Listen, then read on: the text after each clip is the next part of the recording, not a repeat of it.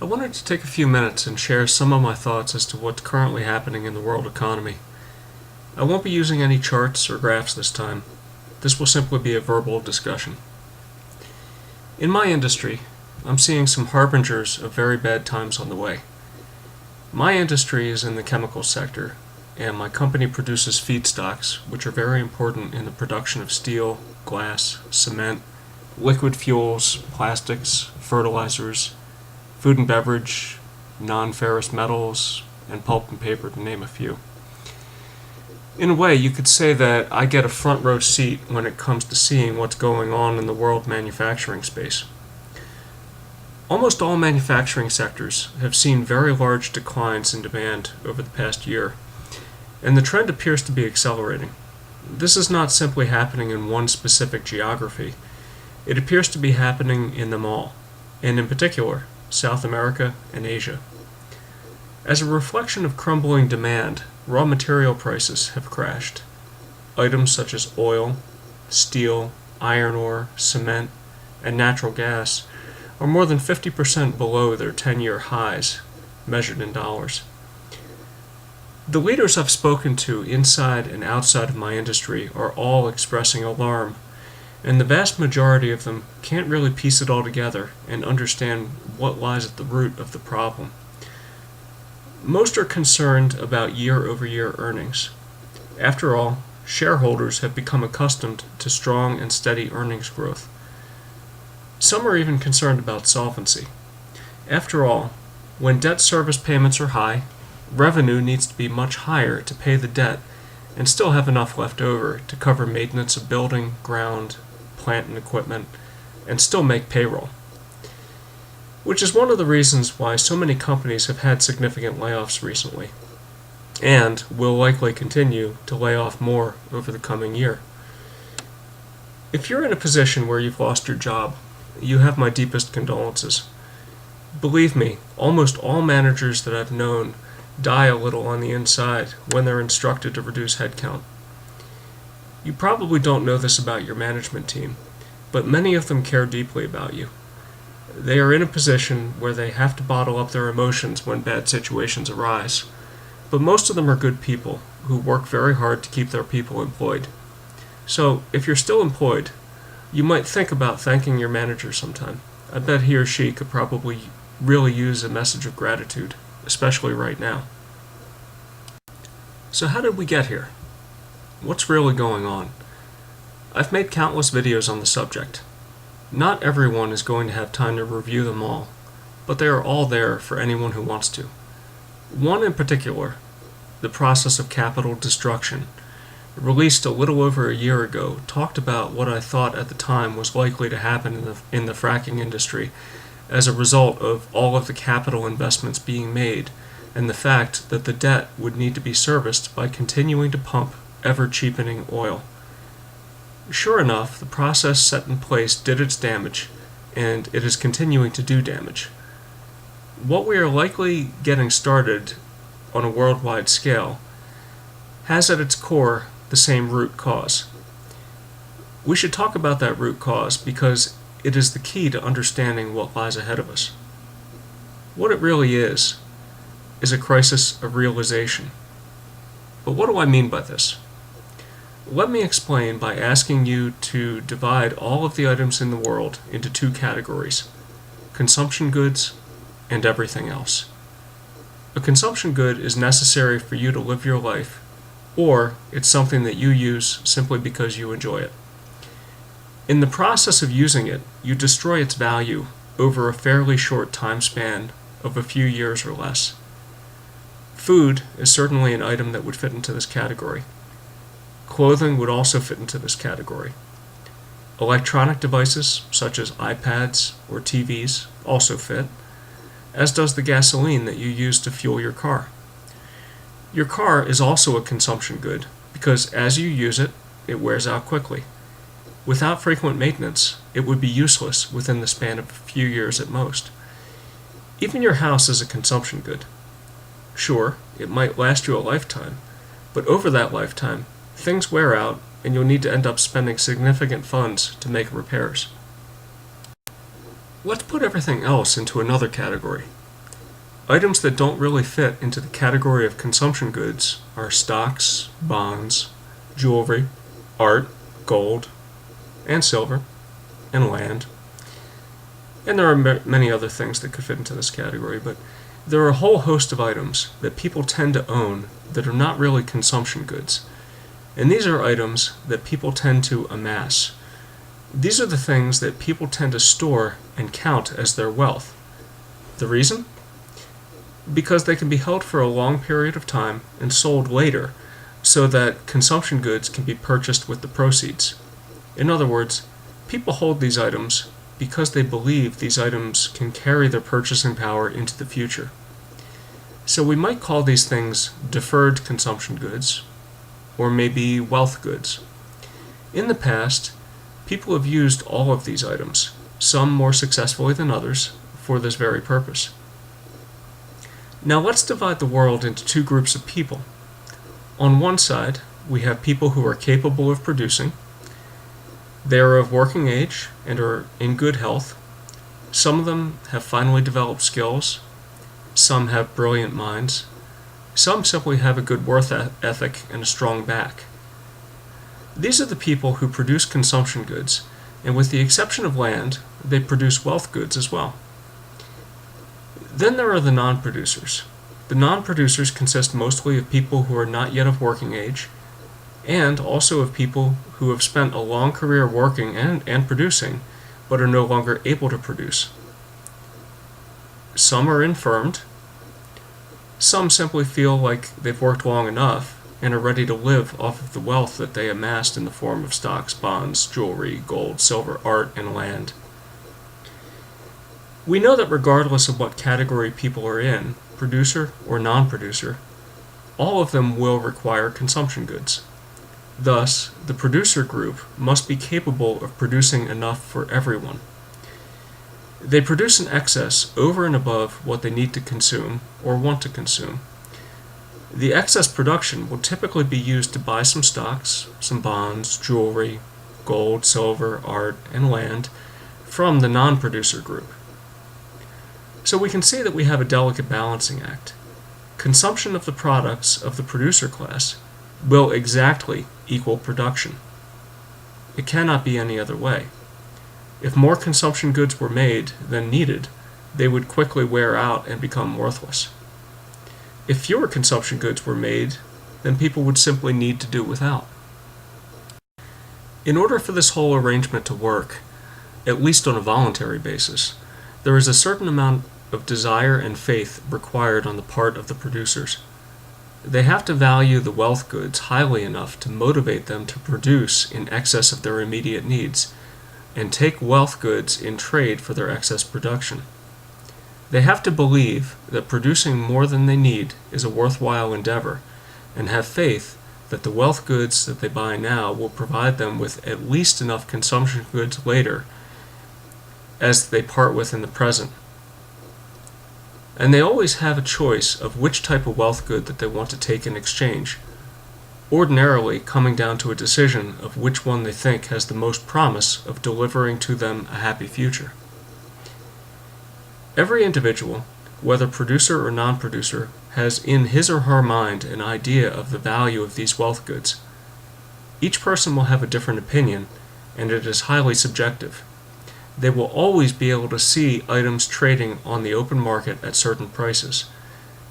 By referencing their own personal opinion of value against market prices, they determine how favorably valued various wealth items are priced, and thus the promise each has for preserving and building wealth in the future. These discrepancies are what makes for a market. Unfortunately for all those who hold any wealth asset, be it stocks, bonds, land, gold, silver, art, or what have you, there is really no precise way of knowing the value that a future generation of producers will place on any of these assets. The best that can be done is to estimate a value based upon a little math and some good rules of thumb. It is only when the wealth goods are used to obtain production goods that the truth is revealed. Each individual in a capitalist society takes it upon themselves to make sure that when the time comes, they have enough wealth assets to purchase the consumption goods that they will need, should they not be able to work. Sometimes individuals are quite successful in this endeavor. Sometimes they are quite unfortunate. It's usually shortly before the consumption goods are needed that the individual will know how well he or she has done, which occasionally leads to a personal crisis if the market tells them that they were wrong in their opinions of value. This is a crisis of realization, where the individual realizes that their wealth assets are not worth what they thought they were. The crisis can come in many forms and flavors. Maybe the individual had a portfolio of stocks and found shortly before retirement age, after a significant market decline, that the pool of producers values his shares at half of what he thought they were worth. Argue as he might about the reasons why they should be more valuable, he only has one choice. Either take what's offered and live more simply, or delay retirement. Then there is the individual who bought bonds in the hopes that between interest and principal payments, her bond holdings could be used to fund a comfortable retirement. But then shortly before retirement, interest rates declined to be well below where she thought that they should be. Again, argue as she might that interest rates ought to be higher, she will eventually come to accept that she has no options but to accept what is offered. It will be a painful adjustment process, this crisis of realization, but it is an adjustment process that will eventually happen. Gold and silver buyers face the same issue. And what can happen on an individual level can also happen on a mass level. Let's talk briefly about the period of time leading to the Great Depression and the Great Depression itself. According to the historical record, from the year 1900 to 1929, the general price level of goods and services more than doubled. These 3 decades saw prices increase by about 2.5% per year. All of the while, we were on a gold standard. Those who held gold or cash outside of the banking system would have seen their savings devalued by 50% over the course of these 3 decades. Why is this? The government had set the value of the dollar in terms of gold and made dollars completely convertible. So why the decline in value? It all had to do with the expansion of credit. Between government borrowing to fund World War I, business borrowing to fund investment in plant and equipment, and personal borrowing to fund consumption, the supply of credit as measured by M2 money supply climbed from $10 billion to $65 billion. Whether the gold owner liked it or not, the newly created credit spent just like gold did, and all of the demand that it placed on consumption goods drove prices up. For the population of gold and cash holders, this was a crisis of sorts, and it should also serve as an illustration to those who want to stabilize prices by going back to a gold standard that gold alone will not do the trick. Somehow, a limit needs to be placed on credit creation. But after 1929, there was another crisis of realization. Those who had extended all of this credit came to realize that it could not possibly be honored. There simply was not enough specie in the banks to honor redemptions. This ultimately created a bank panic, which was really simply a crisis of realization on a mass basis. From 1929 to 1933, credit contracted by 30%, which was a 9% per year contraction. Prices declined by a similar amount, as those who held real money found out that they could buy much more than it could at the beginning of this period of time. So the turmoil around the Great Depression was really a crisis of realization. Those who had extended credit in the early 20th century in the hopes that the credit would serve as their wealth came to the realization, as the 1930s approached, that the credit was not worth what they had thought. And this created quite a panic. But would it be true to say that the credit went bad all of a sudden in the year 1929? No. The credit was bad when it was extended in the first place. What happened in the year 1929 was that the holders of the credit could no longer pretend that it was all good. Of course, those who had the power worked with the government and the Federal Reserve to preserve the illusion. When a bank holiday was declared, all of the gold called in, and the dollar redefined as 1/35th of an ounce of gold instead of 1/20th of an ounce of gold, it was like this picture of Dorian Gray, shown here, where a painting was used to capture and hide all of the flaws so that people could keep on pretending that the bonds were still worth what their owners had been pretending that they were worth. It's important to emphasize this once again. The credit was bad from the very beginning. Government and the Federal Reserve System were not able to prevent it from failing, nor were they able to ultimately force the bonds to be valuable. All they could do was move the consequences of the realization of failure from the rich to the masses. In other words, the losses were socialized. So what does this have to do with today? Well, we're facing the same crisis of realization on a much larger scale. I already discussed in another video the problem of the credit that was extended to the fracking industry for building all of the infrastructure needed to extract oil from rock formations. The credit was bad from the very beginning. Now we have an entire industry that must continue to produce more oil than the economy is prepared to absorb so that it can simply make interest payments on all of the debt that it took on. It has no hope of paying the principal payments that will be coming due on the bonds in a few years. The bonds themselves are not worth nearly what investors thought that they would be worth when they extended the credit in the first place. Just like in the shale industry, we have overinvestment in almost every other segment of the economy. Look at China with their very modern but underutilized highway system and cities that are barely occupied. There were those who wanted to lend them the capital to build all of that infrastructure. The extenders of the credit needed a place to store their wealth, and for a long time they enjoyed the illusion that they owned very valuable shares in businesses and bonds that would pay them handsomely over time. But the debt and equity offerings were dubious from the very beginning. The recent halting of the Chinese stock exchange twice in 1 week is a sign that confidence is starting to crack. There is a crisis of realization just beginning. And what of the U.S. stock market?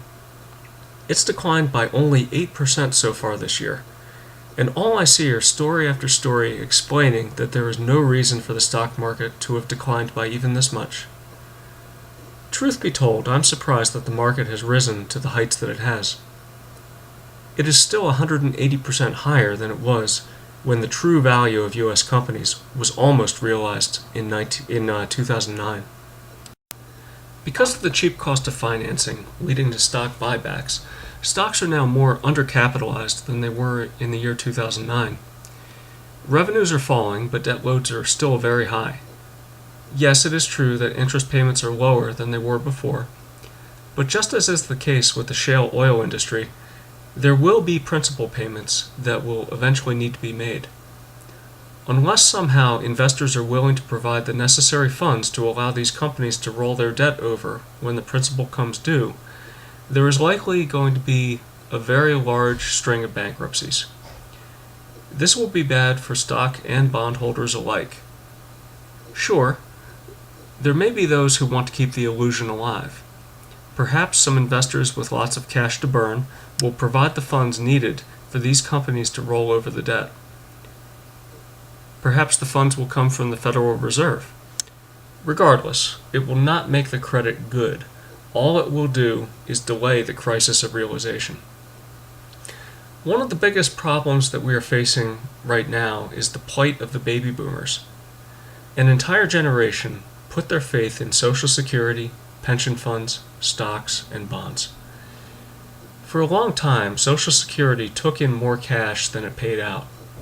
The government spent the money and created what it called a trust fund that it filled with treasury bonds. As more and more boomers have started to retire, the Social Security surplus has turned into a deficit, and the system is now starting to pay out more than it's taking in. As the entire generation of boomers enters retirement, will the funds be available to honor the obligations that were made? Only if there is a buyer for all the treasuries in the trust fund. Maybe the Federal Reserve will come to the rescue, but as Alan Greenspan admitted, the Federal Reserve can only help to make sure that the payments can be made in nominal terms. They cannot guarantee the purchasing power of the payments. This is simply an acknowledgement that in the real world, there have to be enough people working to create enough consumption goods to go around. It doesn't matter how much the savers think their savings should be worth. When all of the illusory wealth bids for real goods and services, we will find out just how much the savings are really worth, and the crisis of realization will be upon us. Pensions are in the same situation. For years, the regulatory agencies have allowed pension funds to assume an 8% return on the assets that they hold. Are 8% returns even possible in a world where interest rates on treasury bonds are only a couple of %? The short answer is no. As a consequence, the pension funds are in trouble. Kentucky, for example, is less than 20% funded. Will the pension funds be able to make good on their obligations? No. But that doesn't stop people from pretending in the meantime. Speaking of pretending, the regulatory agencies do not require the financial houses to mark their derivatives holdings to market. The balance sheets investors see are not even real. The executives of the financial companies are allowed to assign values to derivative investments, which are nothing but opinion. Nobody knows how much the derivatives books are really worth. It's a problem of huge magnitude, especially now that derivatives have been given seniority over other debt instruments and even deposits. So it's a problem of huge magnitude, and one where we know that we are pretending. We won't have a crisis of realization until someone calls on the derivatives holdings to perform. We've come close when small countries such as Greece and Puerto Rico were not able to honor their debts. Credit default obligations should have been triggered. However, you'll notice that the ISDA has done their best to avoid using language that would require these derivatives to perform. The problems that the global economy faces right now are all rooted in a single cause, and that is, for years, the excess production of the world has been used to bid up the price of wealth goods, mostly stocks and bonds. The value assigned to all of these wealth goods is a pretend number. We've been pretending for years that the mountain of debt and equities can be exercised to buy $300 trillion worth of goods and services. We've also pretended for years that the mountain of derivatives can be exercised to buy close to $1 quadrillion worth of goods and services. But we all know that this cannot be true. But that doesn't stop us from pretending. Fortunately, the illusion does not have to crack until those who own these assets decide that they want to try to cash in. That hasn't happened yet. But we do have an aging population, and those who are preparing to enter into the non-producer group will need to put food on the table, buy clothes, obtain medical help, and heat their homes. As this happens, we will get a chance to see the real Dorian Gray. And we will also see a world where the general living standards will not be what we've been pretending that they should be. Events are taking place that are interesting to observe. However, those who have watched the videos on this channel and understand the framework presented will recognize that the individual events are only part of a much bigger story that is playing out as it must. In other words, discussing the individual events themselves at this point will not add much to what's already here. I'll just mention the events now. Sit back and think on them in the bigger context of what I've discussed in my last video. General commodity prices have fallen. The Baltic Dry Index is at record lows. We've seen mass layoffs from many commodity-producing companies. High-yield debt is under stress and is selling at deep discounts on the secondary market.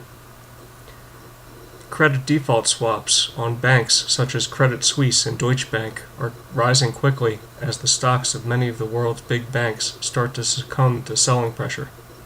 Gold and silver are starting to rise as large tranches of gold are moved from the registered category to the eligible category on the COMEX. The new silver fix mechanism finds a price that is 6% below market, creating instant losses for anyone who was on the long side of silver options. The Bank of Japan announces negative interest rates shortly before Japan finds it needs to cancel its bond auction. Currencies are fluctuating against each other with wilder and wilder swings. Currencies in South America are devalued as many in their middle class start to find it difficult to make ends meet. Former boom areas such as North Dakota and Alberta find their unemployment rates skyrocket along with their rates of substance abuse and suicide. News stories start to appear about the need to move towards a cashless society. What are all these events? They are simply bits and pieces of a big story. Think of them as falling snowflakes or blowing leaves on a shortened day in late November. For anyone who knows that winter is approaching, none of it should come as a surprise. Build yourself a fire. Sit down with a good book. Pour yourself a glass of bourbon. And as the band Tool suggests in their song Disposition, watch the weather change. Sometimes it's good just to sit back and watch as the future is revealed to us. And by the way, I was tempted to overlay Disposition as I mentioned each one of these recent events, but I didn't want to be flagged by YouTube for copyright violation. If you want to experience what I just said the way that it had played out in my head, please play Tool's Disposition at low volume and replay the first part of this video. So what is this video going to be about? Well, a subscriber posted a question which I thought would be a good topic for discussion. He wrote in regards to gold. Okay, I realize this is a silly argument, and I don't want to bash any of the economists that have openly been discussing this notion in the blogosphere, but which is it? A commodity or a store of value? I think we can all testify to the manipulation in numerous techniques, psychological, statistical, futures, MSMs, and this due to the various administrative entities that need the dollar to be the store of value. Economics 101, it has no other use. This is what it does. On the other side of the debate, Harry Dent theory, it is acting uniformly to the other PMs and base metals. In my eyes, this shift, conditioning, in the perspective of gold and the dollar, be it true or false, is at the very foundation of market action in both. Don't worry, I won't be offended if you bash Harry a little. What is your perspective on this debate, and can you give us your premises for your conclusion? Maybe I'm trying to entice you into another vid. Okay, fair enough, and it's a good topic. Let's discuss it. Just as in my last video, I won't need charts. All I will offer this time are words. The charts are all there in my older videos for those who want to find them. Most will be in the playlist titled Why Gold and Silver Are Monetary Assets and Not Mere Commodities. We'll start with the definition of commodity from the Cambridge English Dictionary. It reads, a substance or product that can be traded, bought, and sold. That's a rather broad definition, don't you think? According to that definition, a politician would be a commodity. Sorry about that last joke. I meant no offense to the other commodities of the world that do not have the privilege of holding high office. Gold is certainly a substance. After it is refined and formed into bars, coin, or jewelry, it's also a product. It can also be traded, bought, and sold. Thus, by the definition given by the Cambridge English Dictionary, it is a commodity. This is strictly correct, according to the definition, and I will not argue that this is true. Just the same, calling gold a commodity and assuming that it has the same qualities and follows the same rules as all other commodities is rather dismissive.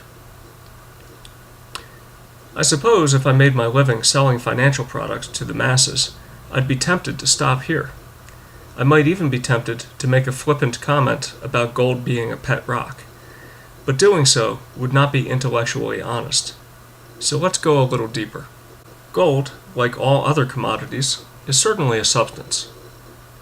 Let's compare and contrast gold against other substances.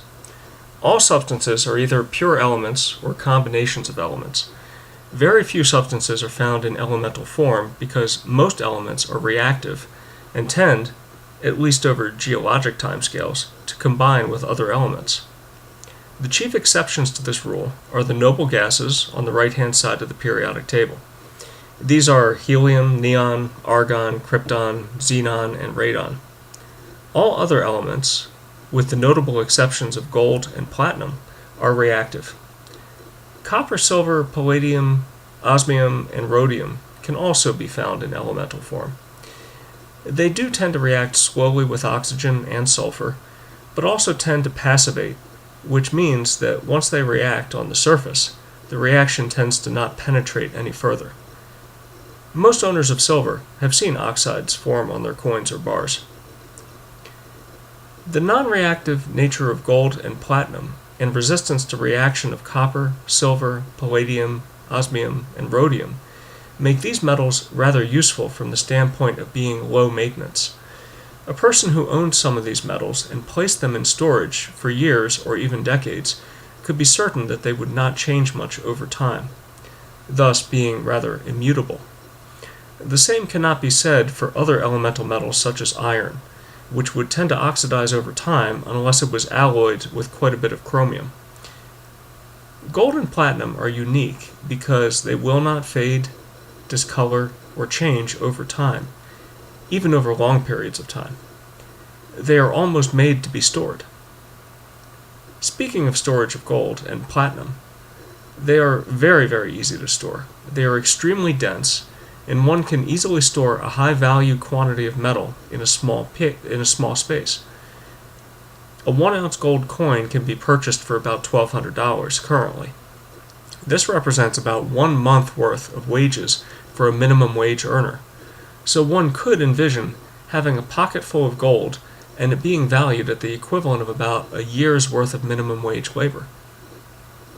Platinum is similar. The other native metals are also easy to store. Silver, for example, can store quite a bit of wealth in a small space. However, the same pocket full of silver would really only represent a couple of days' worth of minimum wage labor, at least at current prices. So gold is fairly unique in that it is non-reactive and very value dense, and there are a few substances outside of gemstones that share these qualities. Why is it so important that there are items that are value dense and durable? Well, let's suppose that you're a person who is a little skeptical of human nature and do not want to entrust your entire life savings to the custody of another. Being able to buy a durable and value-dense item is one way to avoid having to entrust your wealth to the stewardship of another person. It is also a great way to ensure privacy. Storing a high-value item such as gold yourself is a great way to ensure that nobody knows that you are a person of means. It is wealth that is non-discoverable in litigation, meaning that it won't be the target of frivolous lawsuits. And, in the event that your government becomes abusive, it can be kept in secret or even moved across borders easily, either personally or via courier. With no other substance other than gemstones and very rare metals, would it be easy to keep in secret $1 million worth of value, much less carry it with you. So gold is durable, private, and highly portable. What other aspects make it rather unique relative to other substances? Because of its history, it is highly recognizable. Go anywhere in the world, and you will find that even the most poorly educated know what gold is. They may not currently appreciate its value, as Mark Dice has often demonstrated, but they do know what it is. Ask someone about rhodium, or even platinum sometime, and you'll probably be greeted with a blank stare. As a side note, this is one of the reasons why, even though platinum is historically inexpensive relative to gold, I don't buy much of it. Now, recognizability is just about a person knowing what an item is. It is important that a person also be able to easily assay the item to determine its quality. Gold, because it's an element, has some well-documented properties that can be used to test its purity. If someone were to bring to me a quantity of gold to trade for something else, I would be able to fairly quickly test its Brinell hardness, its specific gravity, its reactivity, or its melting point if I had any doubt about its authenticity. And the less experienced among us could generally tell whether or not a gold coin was authentic by feeling the weight of it in the hand and by listening to the pitch of the ring resulting from pinging its edge. The same is not true for most other substances. For example, gemstones are very non-uniform, and it takes a very skilled and knowledgeable person to determine the quality of the stone. Other substances, such as bottles of vintage wine, also require quite a bit of skill, and thus will not be as easy to trade for services or other items of value. Generally, the sale of any high-value item that is not pure precious metal will involve high assay costs, so that the person who accepts them can be assured of their authenticity.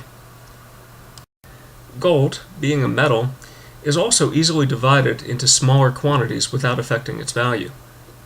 Fracture a gemstone, and the total weight of the shards will not be equal to the original value of the stone. Sure, one can argue that cutting an MS-64 or 1848 $10 Liberty Head gold coin in half would destroy its value. But that's not what I'm talking about here. What I'm talking about is gold bullion. And I'm not saying this is an important thing for barter, although it certainly could be. The reason it's important is that it provides the person of modest means an opportunity that is also open to the wealthy. A person who holds a plain vanilla gold bullion 1-ounce gold coin will command roughly 1% of the wealth that the person who has a 100-ounce good delivery gold bar will command. The wealth contained in a massive gold bullion is proportional to its amount. Another reason why this is so important is that it allows a person to liquidate a fraction of his wealth holding. A person who holds a rental real estate property, for example, as his or her main wealth possession, will find that the entire property would need to be sold in order to access the equity in the house, assuming the person is averse to taking out a loan against the property. Contrast this to a 100-ounce pile of gold coins. This type of wealth holding can be liquidated in single coin increments. All of these properties I just mentioned, immutability, portability, recognizability, and divisibility, make gold a very unique substance amongst all the others. But we still haven't touched upon the primary reasons why gold has risen to the top of all the other substances as the store of value par excellence. The first and most obvious one is its rarity. Gold's abundance in the Earth's crust is about 3 parts per billion.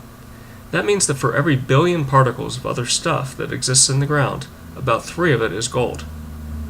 Platinum is also quite rare at 4 parts per billion. Palladium is about 6 parts per billion, and silver is about 80 parts per billion. That's why these are called the precious metals. We can compare these concentrations against industrially important metals.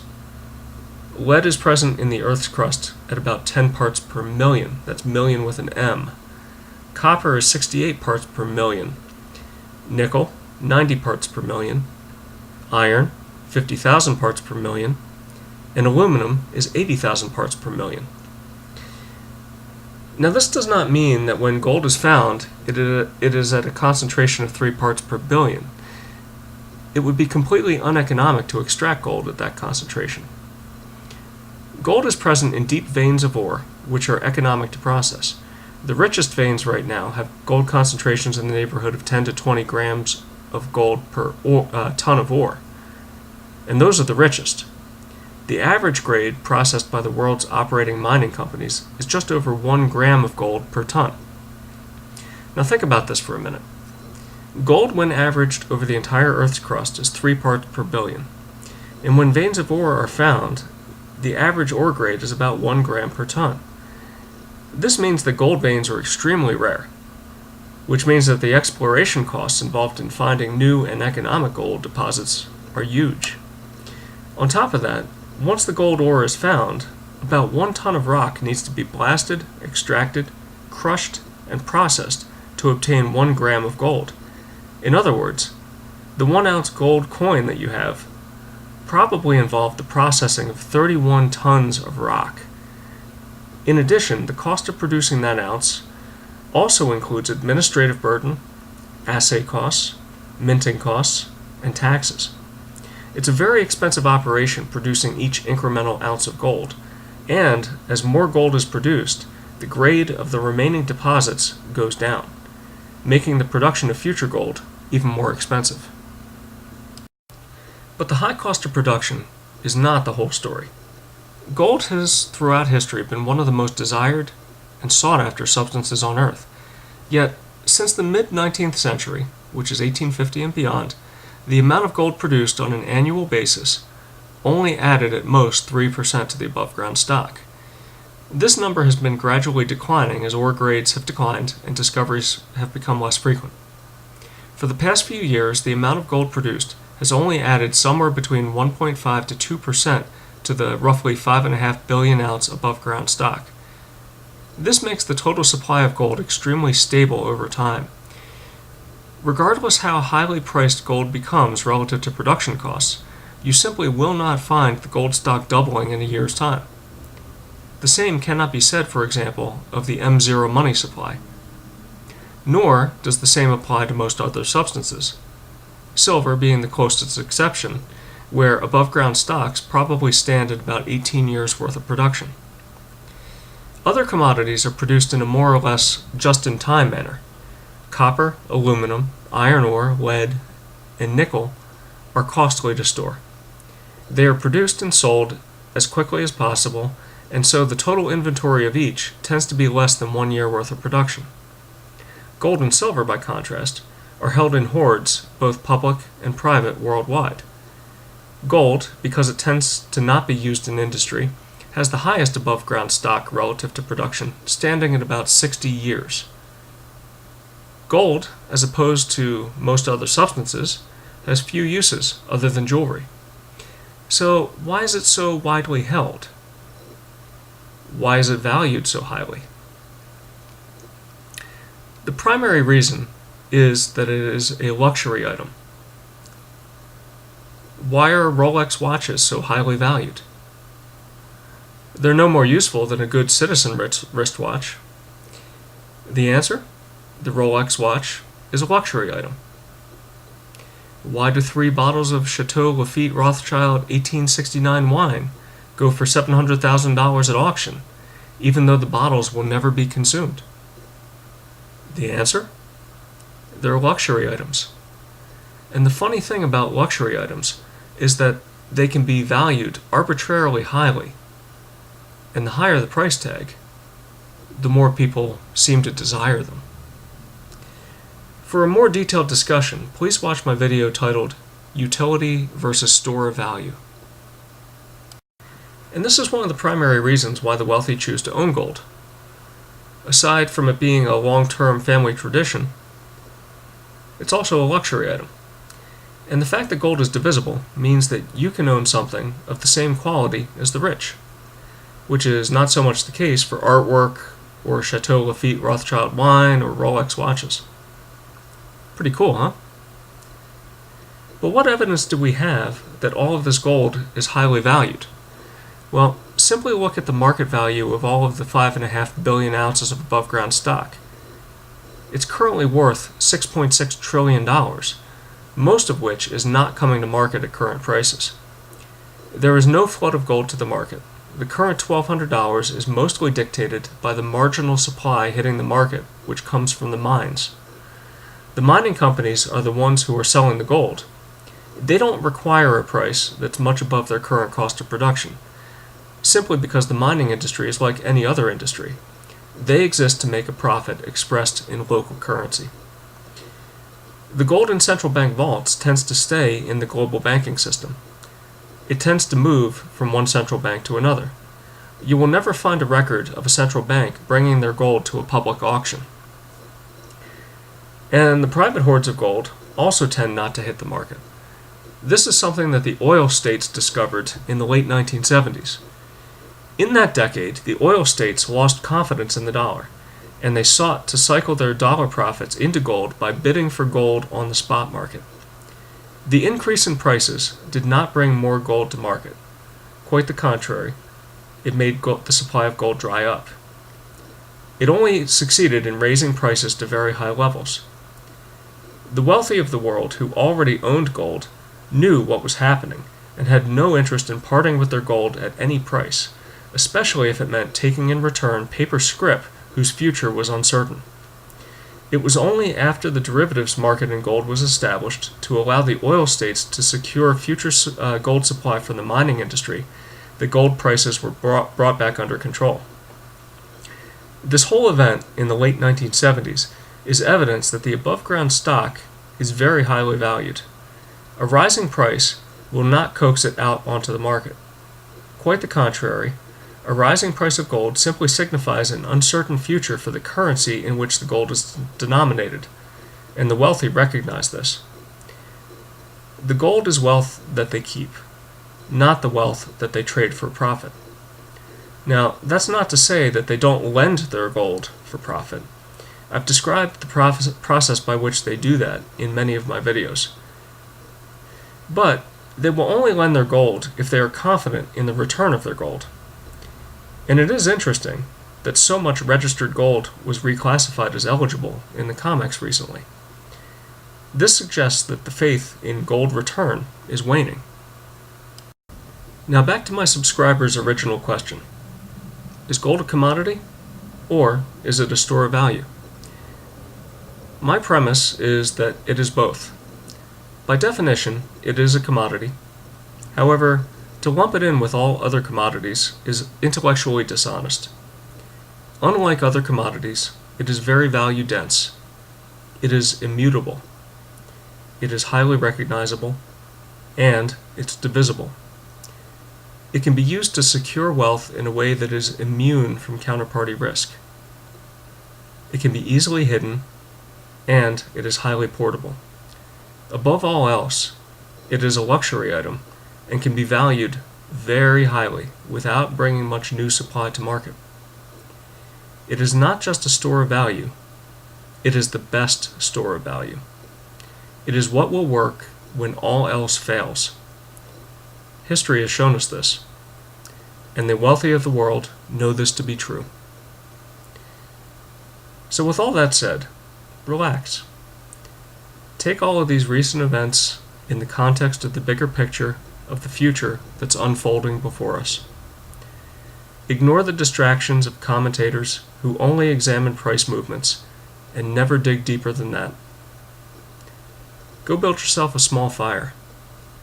Relax with a nice glass of bourbon or wine. Hold one of your gold coins in your hand and ponder gold's disposition. And together, we'll watch the weather change. Ayn Rand once said, "Contradictions do not exist. Whenever you think you are facing a contradiction, check your premises. You will find that one of them is wrong." These are wise words, to be sure, and very applicable when it comes to analyzing the statements and actions of the powers that be. In my last video, I discussed the op-ed piece written by Larry Summers for the Washington Post, where he proposed an international agreement to stop producing currency in denominations greater than $50. He cited the reason being to curb terrorism and drug trafficking. But I then showed how the real reason has more to do with preventing a banking system failure should everyone lose faith in the banks and decide to withdraw cash.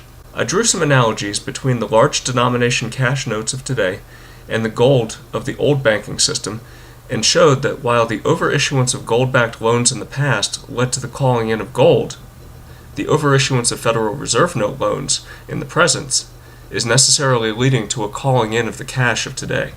I ended the video by pointing out that it was interesting that in the 1980s, many nations began programs of minting bullion coins. It seemed odd that sovereign nations would have an interest in preventing its citizens from storing wealth outside of the banking system, while at the same time providing an ideal means of doing so, and one which posed no danger to the solvency of the banking system. Thus, we have a bit of a contradiction, and so we should check our premises. If you haven't seen that video yet, you can click on this screen at any time and it will launch for you. This will be the first of a series of videos where I explore the origins of the bullion coins introduced in the 1980s, and the people that initiated these programs. I will start with the US because the information will be most easily obtained. I don't know if I'll get around to the other international bullion coin programs. We'll have to wait and see where my research leads. In this video, I'm going to discuss the Gold Commission of the early 1980s, which was put together to study the causes of the rampant inflation at the time and explore the proper role of gold in the monetary system. The report they issued is highly informative. In this video, I'm going to give a broad overview of their findings and recommendations, and in subsequent videos, I'll do a deeper dive of several of the subjects contained. The Gold Commission consisted of many individuals of diverse backgrounds from different organizations. Their job was to represent a wide range of interests and see if they could reach a consensus on the proper role of gold in the monetary system. In addition to convening for meetings, they also called upon many experts, not listed here, to provide their input. I've listed here on this slide the individuals who made up the commission and the organizations they represented. The organizations represented were the Federal Reserve, the executive branch of the federal government, the House of Representatives, the Senate, academia, and business. It's clear in the report that not all of them agreed on every issue, which is to be expected given their different backgrounds. However, they did manage to reach a quorum on many issues. Their common conclusions and their disagreements were all documented in the report, and so one can read the report and not only see the group's recommendations, but also read the dissenting views. It was all laid out in the open in the report for anyone who wants to go back and read it. Here is an overview of the subject matter contained in the report. The report discusses the economic backdrop, in other words, the economic conditions at the time, which included uncertainty, rapid monetary inflation, and a soaring U.S. national debt. It discussed the history of the role of gold in the U.S. monetary system, as well as times when we were on a bimetallic standard, and the evolution of the monetary system, which culminated in an abandonment of the discipline of gold. It discussed possible alternatives to a gold-based system, including inconvertible paper and a commodity-based system. When it came to the role of gold, many different aspects were discussed, including the conduct of the Treasury and the conduct of the Federal Reserve and the possible private sector response to such conduct. They discussed implications for foreign exchange rates and the settlement of the balance of payments for international trade. They considered the role of the International Monetary Fund. They also discussed and debated many legal challenges that could be made should the U.S. try to reintroduce gold to the monetary system. And they also discussed historic production trends in gold and how the equilibrium price of gold is established. Let's first take a look at what they said about the existing gold medallion program. It's interesting to note that the Gold and Silver Eagle programs were not the first ones to produce U.S. government-certified gold and silver products for its citizens. There was a law put on the books in 1978 during the Carter administration which permitted the Treasury to produce medallions made from gold to commemorate artists. It was intended to be a 5-year program, and the target was to sell a minimum of 1 million ounces of gold to the public. Sales of these medallions started in 1980, and so they were already being sold before the Gold Commission was convened. The intent of the program was not to make money for the Treasury. The medallions were sold directly through the post office at a markup less than 3% over the spot price of gold as determined on the COMEX. The markup was only to cover the cost of producing and marketing the medallions. Clearly, this was an effort designed to provide a means of private citizens to own certified physical gold. The question we have to ask ourselves is why, which is a subject that we'll be exploring. The Gold Commission's recommendation on this program was to enhance it. They recommended selling to authorized dealers so that a secondary market would be established for selling these medallions to others. In other words, the Commission wanted these medallions to be liquid and resaleable. They recommended that the Treasury maintain its modest markup, but they also acknowledged that the secondary retailers would need to add a markup of their own. They also recommended discontinuing the program once a gold bullion coin program was set up, which then brings us to their recommendations for a bullion coin program, which was not yet established. The members of the committee who supported the establishment of a gold bullion coin program had visions of how the public would benefit from such a program. Some thought that the public would treat the coins as investments, a means of storing wealth and possibly growing wealth over time. Others thought that the public might actually exchange these bullion coins for goods and services, thus making the coins a competing currency, which would put a check on the current monetary system and impose some discipline on it. Importantly, though, they thought it appropriate that the price of the coins float with the market and not be fixed. They wanted a free-floating gold price. They wanted physical gold, certified for weight and fineness, to find its use in a marketplace, and wanted the people to decide how best to use it. Still, the committee was pragmatic. They realized that there would be lots of implications to their recommendations. The Gold Commission had limited resources and only a year in which to complete their study, and so they recommended that Congress evaluate aspects of a gold coin program more thoroughly before proceeding to enact such a program. One of the major concerns was regarding the depletion of the Treasury gold stock. Many viewed the gold stock to be of primary strategic importance, which will be discussed in a minute, and they did not want a popular gold coin program to run down the U.S. gold stock. They proposed that Congress consider authorizing the Treasury to buy gold in the open market and from the mining industry to replace the gold used to make the coins. Those who saw gold as being adopted as money did not want to put a cap on the gold supply and thought that the Treasury stock should be fair game if adequate gold could not be sourced elsewhere. Keep this in the back of your head for a moment because I'll be discussing the actual Bullion Coin Act in a moment. Another implication that they thought should be studied further was the impact of a coin being given legal tender status. As is always the case when legal tender laws are changed, there are existing debtors and creditors in the system. The introduction of a new legal tender gives the debtor the choice of what is used to pay back debts, where there are no specific clauses built into the debt contract, and this opens the doors for the creditors to be screwed. They also suggested that the Treasury consider a capital gain exemption on price changes on the coins, but they acknowledged that this might detract from the desirability of other collectible items as investments. But those who saw gold as being used as money saw it as a key element of the program and wanted it considered. Another suggestion was that the Congress consider obligating the Treasury to buy back any and all coins that were offered to it for sale. Ultimately, the Commission made several rather concrete recommendations with regards to what to do with the bullion coin program. The first was that the coins be issued in specific weights. The Commission recommended not stamping a dollar value on the coins. This was consistent with their desire to allow the value of the coin to float with the market-determined price of gold, and was also aligned with the desire of some who wanted to see a competing currency system emerge. Consistent with the goal of serving the interests of the public and giving them a means of owning certified gold, the recommendation is that the Treasury continue to place a small markup on the coins so as to only cover the costs of producing them and marketing them. They saw the issue as important enough to recommend Congress put a law on the books for the production of these coins. And finally, they recommended that the coins be exempted from capital gains tax as well as state sales tax. And so with all that said, let's see which of these features were adopted as part of the Gold Bullion Coin Act of 1985. Here's a table I put together summarizing the recommendations of the Gold Commission on the left against the actual features of the Gold Bullion Coin Act on the right. Not surprisingly, the Bullion Coin Act did specify specific weights to be minted.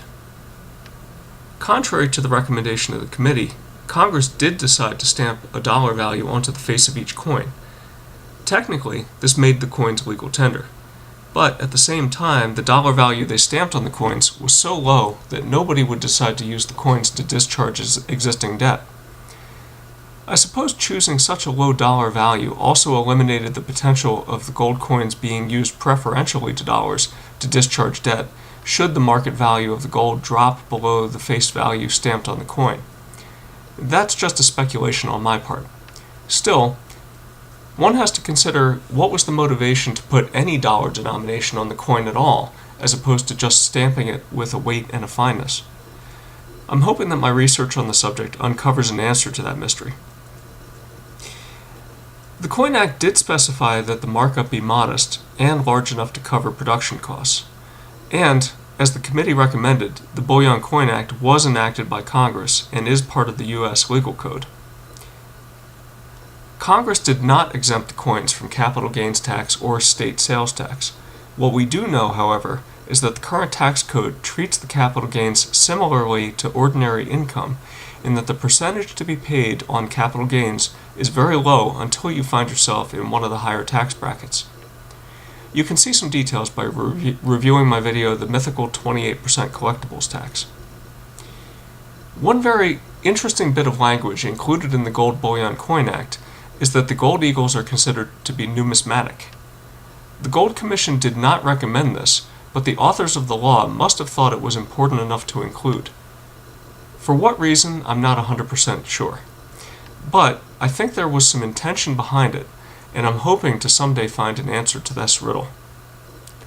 Finally, it's worth noting that the law was specific about the source of the gold. It specified that the gold was to be purchased from the mining industry and that the Treasury Secretary could authorize the use of the Treasury stock, but only if purchased gold was insufficient to meet demand. So we can see that the Gold Eagle and Silver Eagle programs were very carefully considered, and they took years to enact. But ultimately, laws were put in place to provide people with a means of obtaining physical gold and silver of certified weight and fineness at a cost that was only modestly above the market price of their underlying commodities. This does not seem to me to be the action of a bunch of parties who do not want people to have the option of protecting their wealth outside of the banking system. In any event, the Gold Commission had many more interesting topics that they covered.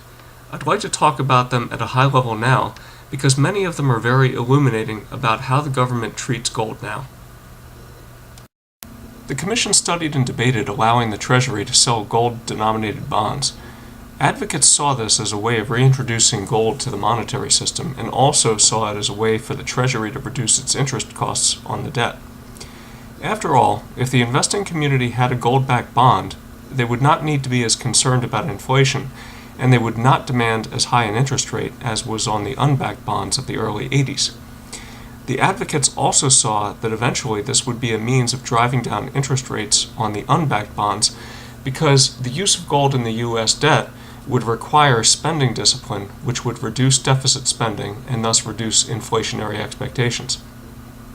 The detractors had some good points to make on this issue. They saw a problem with a gold-backed bond that paid interest. For one, it would provide the owner of the gold bond a risk-free means of taking delivery of gold in the future that was free of storage costs and came with an interest rate sweetener. If such a vehicle was available, then there would be very little reason to own physical gold, and thus it would defeat the purpose of making physical gold available to the public. And the last thing they wanted was for their recommended program to fail. They also worried about the bonds devolving into a vehicle used primarily by speculators as opposed to investors. In addition, they viewed it as not being of any advantage to the Treasury Department. Issuing gold-backed bonds when the investing public at large was willing to buy unbacked bonds would only introduce risk to the Treasury that it did not have to take. Ultimately, the recommendation of the committee was not to issue gold-backed bonds. I personally view this as a wise action. After all, it was the overissuance of gold-backed bank credit that led to the bank runs of the 1930s, and the overissuance of gold-backed debt and currency in the 50s and 60s that led to a run on the Treasury gold in the late 60s and early 70s. Gold's role is best served by not being involved in credit contracts. That's my personal opinion, not the expressed view of the Gold Commission. But let's now turn our attention to the fascinating topic of the U.S. gold stock. The content of the Commission report is very interesting when it comes to custody and storage. In 1982, the U.S. owned 264 million ounces of gold. The Commission report was very specific that the gold was the property of the Treasury and not the Federal Reserve. The majority of the gold was held in mint depositories, and a minor portion was held in custody of the New York Federal Reserve Branch. As of the writing of the Commission report, 80.5% of the Treasury stock had been audited, with the intention of auditing the rest by 1984. Some members of the committee were frustrated that it should take so long to audit the gold, but ultimately agreed that they were satisfied with the audit that had been conducted thus far, and that the U.S. was accurately representing the gold that it owned.